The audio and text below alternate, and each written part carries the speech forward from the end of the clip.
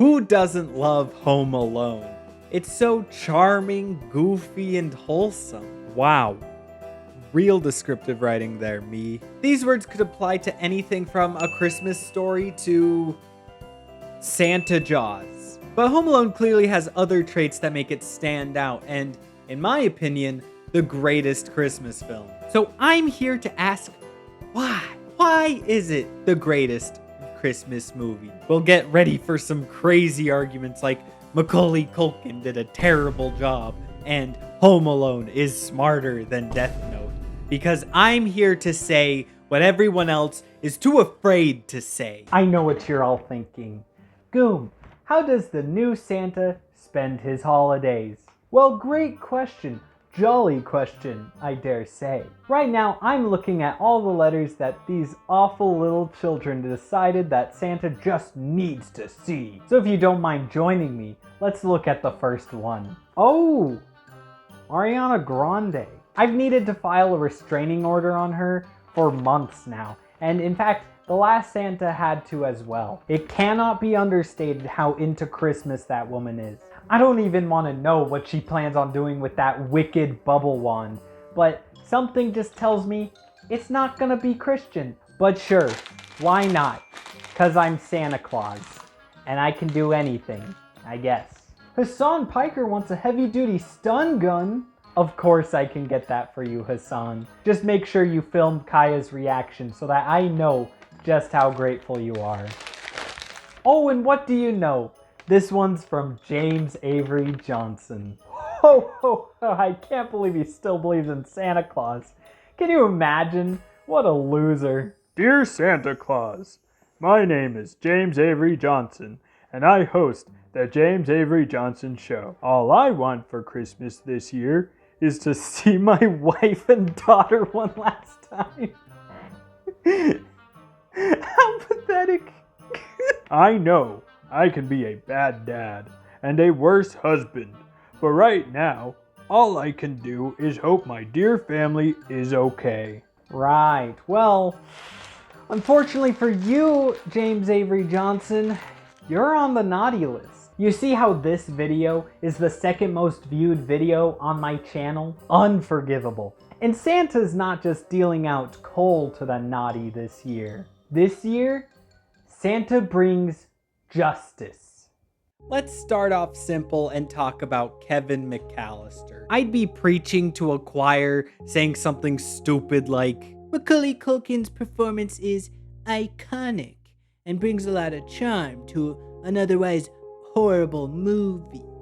But I'm a YouTuber, which makes me a superior person to peasants like yourself, and therefore more qualified to have an opinion on these kinds of things. Ergo, I hate this child. I want to punt this child across a football field. I would gladly donate my kidney to ensure that this child can go on a submarine, see the Titanic, and I hope that every microwaved meal he has for the rest of his life is always cold in the middle. You mean to tell me you got Macaulay Culkin when you could have gotten Finn Wolfhard? Come on, get your crap together, Taco Bell. Dude, this is a Wendy's restaurant. So aside from the awful, awful child acting, what makes Kevin McAllister such a compelling character? Well, I guess the elephant in the room is that the whole appeal of the movie is how this small child protects his own house. This might be the most intelligent child in film history, and yet it never snaps the suspension of disbelief. Well, there are two reasons for this, and the former will inform the latter. The first is foreshadowing. The introduction to Kevin's character is one that I forget all the time, and really didn't take any stock into until watching the movie for this video. But it's honestly a great example of introducing a character well. Everything we need to know about Kevin is highlighted in this scene, including how smart and crafty he is. He was in the garage again playing with the glue gun. Didn't we talk about that? Did I burn down the joint? I don't think so. I was making ornaments out of fish hooks. The second reason he's still a believable character is that no matter how smart he is still most certainly a child. He wants his family to magically disappear, then once he gets his wish, all he wants is to do things we thought we'd do as grown-ups when we were kids. I just noticed my fire isn't even going. This is the worst fake fire I've ever seen in my entire life. His weakness throughout this whole film is how childishly naive he is. But this actually strengthens his character. I've talked about strengths and weaknesses in the past, but I think this is a really good example of how weaknesses can be strengths, which I guess just fundamentally makes it a personality trait since it's neither good or bad, but this video isn't called The Psychology of Kevin McAllister. Generally speaking, if you're going to give a character specific traits, then they should be able to push the plot forward in ways that are either good or bad. So in essence, strengths and weaknesses can be closely tied to these traits, even down to having a weakness that can be used as a strength when justified. I'm counting Kevin McAllister's childlike naivety as a weakness because in the broad strokes of the plot, it's the thing that's holding him back the most. However, this weakness has some advantages, such as his childlike creativity.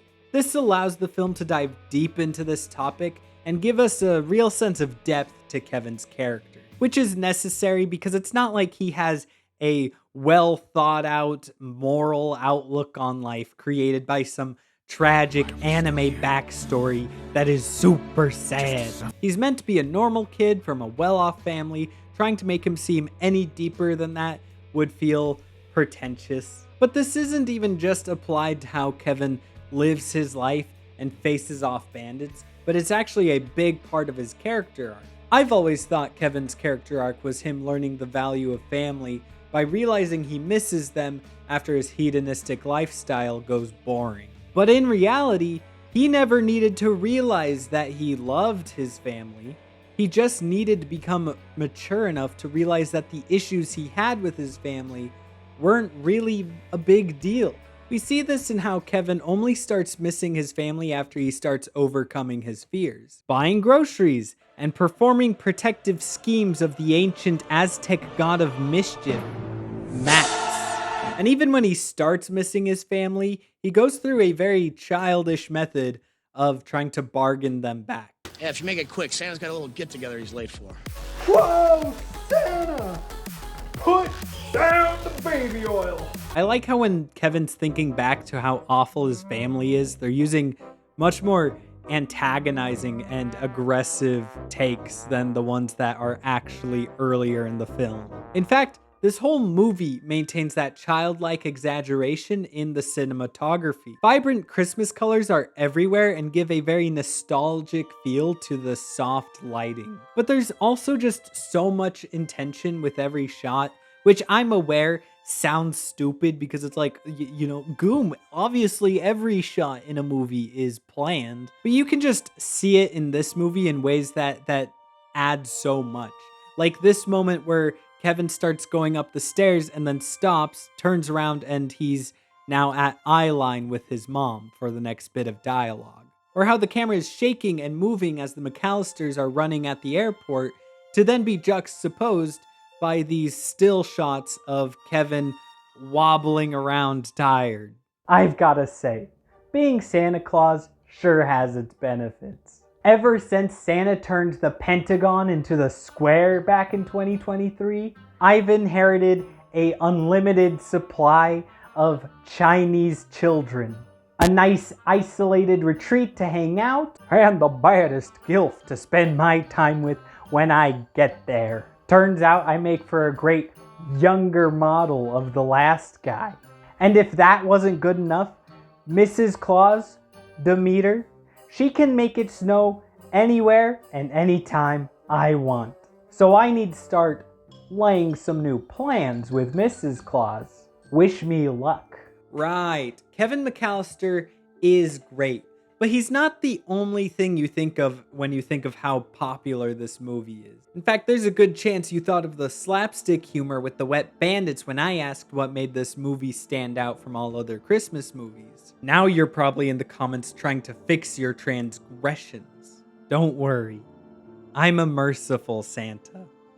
As long as you like and subscribe. But this is a strange part to remember the whole movie by, right? It's about 20 minutes at about about a third of the movie. On top of that, I don't believe this segment works as well as it does when put into a vacuum. Not to say that it doesn't work well on its own, but it hits as hard as it does when we watch the movie because of setup and payoff. I've talked about setup and payoff on this channel before, so if you want the bare bone basics, then you can check out this video about killing characters effectively in Lord of the Rings. I believe setup and payoff is the binary of storytelling, and Home Alone is a perfect example of why. You see, Home Alone's slapstick routine is actually the climax of a really long game of cat and mouse. See, this movie is so much like Death Note, but it's clearly so much better. Have you seen Light? Massive idiot. -5 IQ moves right and left. You mean to tell me that nobody would find it suspicious that you're awkwardly looking into a bag of chips while you're doing studying and then like finagling around that bag of chips and before actually pulling out a singular potato chip and eating it? You mean to tell me you're so particular about your food that anyone would actually believe that nothing suspicious is happening in that potato chip bag?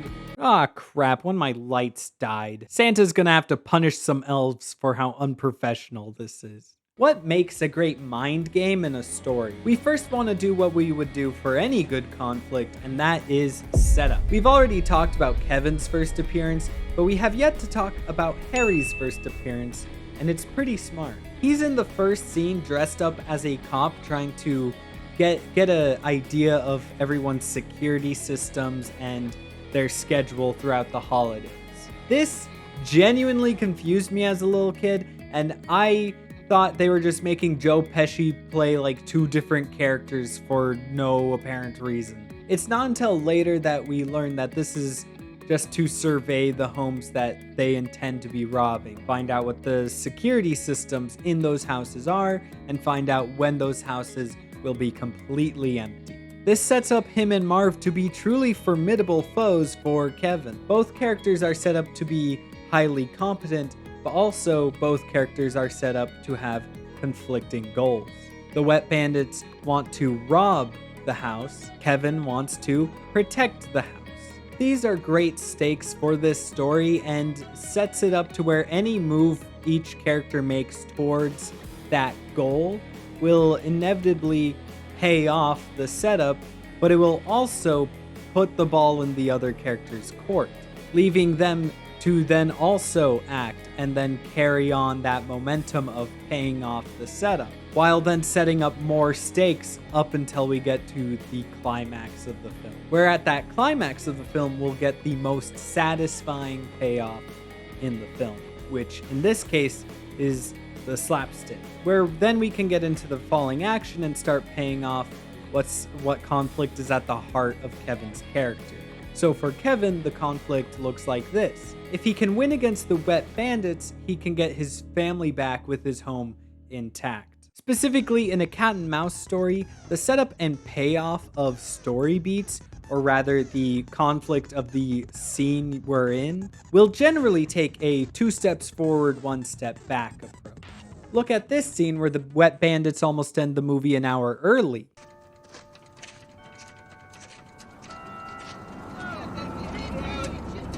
We don't need that kind Don't of tell heat. me what to do, I'm okay? I telling can do it if I want to. We Hey, I'm not sick.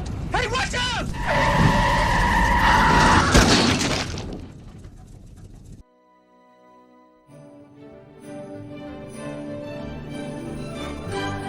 I feel like this is where the mind games really start to begin. It starts when Kevin realizes that Harry is the cop from earlier on in the movie, and he's also one of the bandits that's trying to rob his house. We can think of this as like a step forward in Kevin being able to protect his own house. His next step forward is trying to evade the bandits, ideally without arising suspicion. When the bandits start tailing him, he successfully hides away. He successfully accomplishes his goal of evading them, but at the cost of them knowing he's onto them. The bandits do this in turn while demonstrating another way we can look at this concept. Step 1. They stake out the McAllister home, trying to make sense of why it's so active when nobody's supposed to be home. Their step back is that they are led to believe that there's violent competition in the same neighborhood. So the next step forward is to watch the house in hopes that they can be able to see the faces of this competition and maybe eventually tip off the police to them. Even though they were duped, this led them to discover that Kevin is home alone. This process is constantly happening throughout the film, and it keeps raising the stakes and the tension to an exhilarating degree. Think about your favorite cat and mouse dynamics. Maybe that's Holmes and Moriarty. Maybe that's Light and Elle. Maybe that's Batman and the Joker. They all do this, and it works because this process shows that characters are thinking ahead and making progress on their goals. And they're making plans until they further themselves to the point to where they're in a standoff where only one person can win in the end. In this case, that's the invasion of Kevin's house. So that's why this scene works as well as it does. But let's be honest, the best part of all of this is easily the slapstick that is really hard to watch as an adult. Hello? And it's even harder watching this now that I've learned how they actually did this. This scene is so cartoonish that it made my brain disassociate this movie with reality, because clearly this is all movie magic, right? A lot of movie magic and trick photography just throughout the entirety of this whole segment. And if you're in the same boat as me, then allow me to be the first to tell you, you're horribly wrong. Sure, these ornaments are sugar glass. This nail is rubber that deflates when you step on it, and I at least hope these paint cans are fake. But this fall is real. This is the 90s. If this were fake, we'd be able to tell by today. Not only this fall, but every single fall you see in this movie was real. Troy Brown and Larry Nicholas are the unsung heroes of this film. If all of this wasn't bad enough, Chris Columbus was too busy discovering countries to discover how to set up a proper take. Meaning these guys didn't just do these stunts once, but up to 6 times. There was even a take of this fall where everybody legitimately believed that Troy Brown might have broken his spine. And if this nightmare couldn't get more sadistic, Daniel Stern, who played Marv, had to get a real poisonous tarantula on his face and scream at the top of his lungs. You can't say making movies doesn't take guts. Even Macaulay Culkin, the worst part of this whole movie, didn't make it out unscathed. Even he sustained an injury from Joe Pesci biting his finger and still has a scar of it to this day. So the next time you watch this movie, you can know that these stunts are as painful as they look. As insane as that dedication to the craft is, it works so well. This movie is so fun and well made and insane. How can you not call this the greatest Christmas movie of all time? Please subscribe so that I can make videos like this for the rest of my life. And with that, Santa's got some work to do. Oh ho ho ho! With a frosty storm over Florida, Ohio, and Canada, North America is now ready for justice. Get ready, naughty children. Christmas this year is about to be like the Nightmare Before Christmas, with fire. And once it's all over, I'm thinking bowling. Yeah, elf bowling. Sounds like a fun time.